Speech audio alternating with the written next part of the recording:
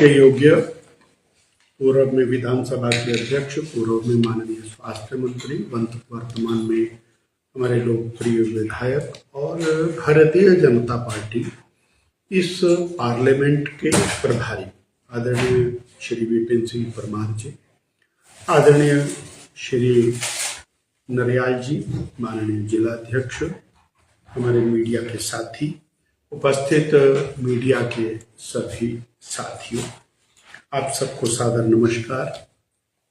आपने अपना बहुमूल्य समय दिया, आपका बहुत बहुत आभार।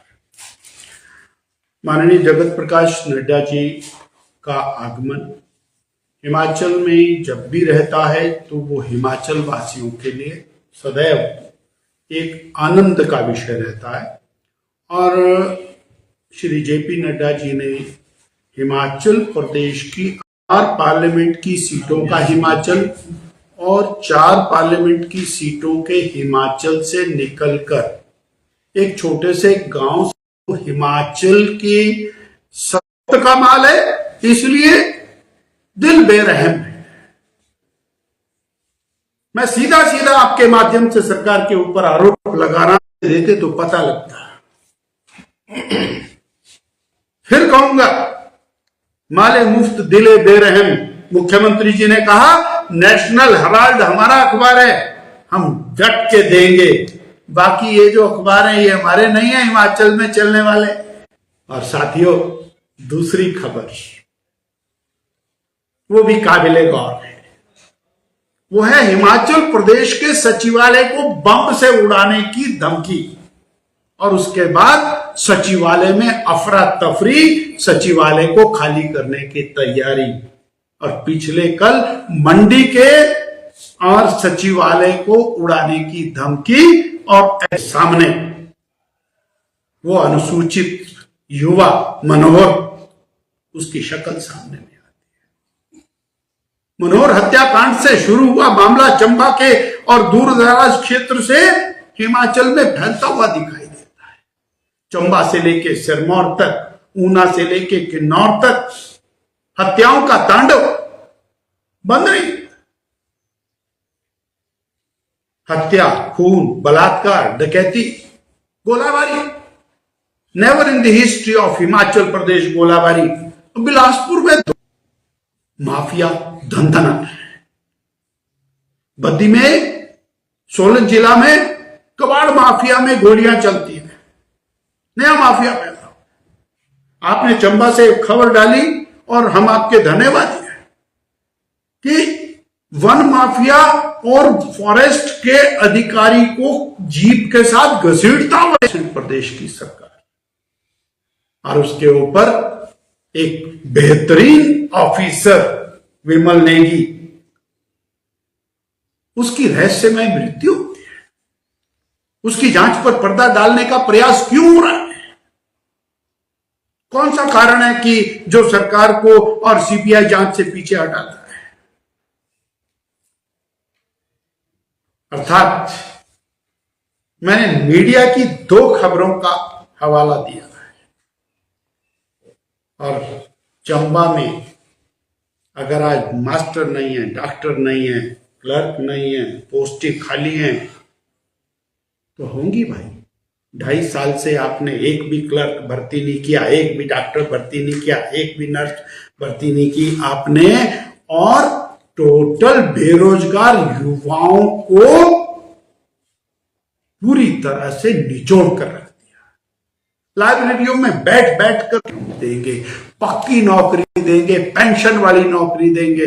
वो तो कहां देनी थी, आपने आउटसोर्स वाले निकाल दिए, आपने बाकी लोग भी निकाल दिए। मैं बहुत जिम्मेवारी के साथ कह रहा हूं कि प्रदेश का बेरोजगार आज किस हालात में आकर खड़ा हुआ है। ये जो माफिया बढ़ रहा है, चिट्टा बढ़ रहा है, ये जो लॉ एंड ऑर्डर की क्राइसिस आ रही है, इसके पीछे ये बेरोजगारी को ठीक तरीके से डील ना करने का बहुत बड़ा सबब है। जो उम्मीद में बैठा हुआ बेरोजगार था, उसकी उम्मीद अब पूरी तरह ना उम्मीद में बदली है, और ना उम्मीद में बदलने से ये स्थितियां खड़ी हो रही हैं।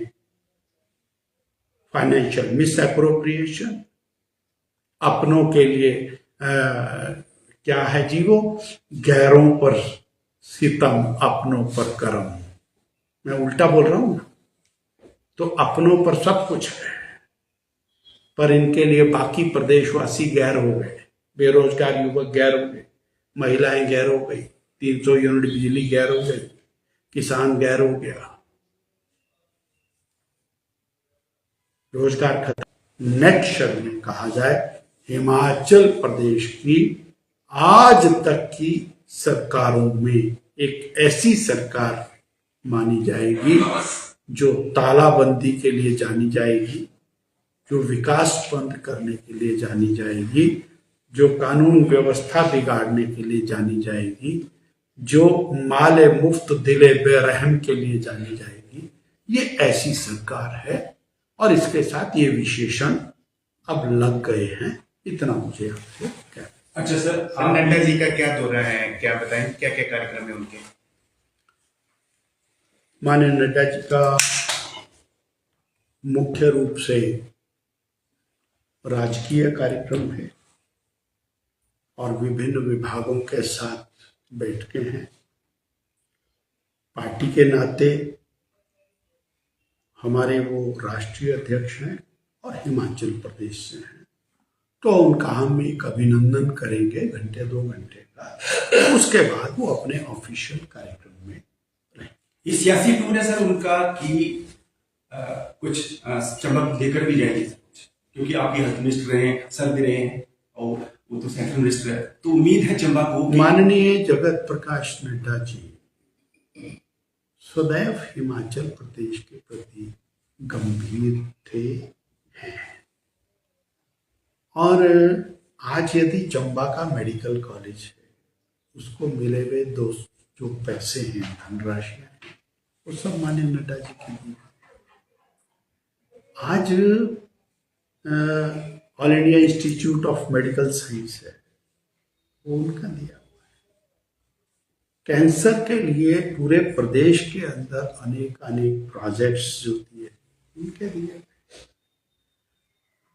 आज जो नेशनल हेल्थ मिशन का पैसा है, उसके लिए मल्टीपल रेशो के अंदर दिया तो उन्होंने दिया। ये जो हमारा जांचना और उसके बारे में उनका विशेष रूप से ये दौरा है, और कभी भी वो आए, आपदा आई तो 5 बार वो आपदा में आए और हर बार के अपनी बात को कहा है।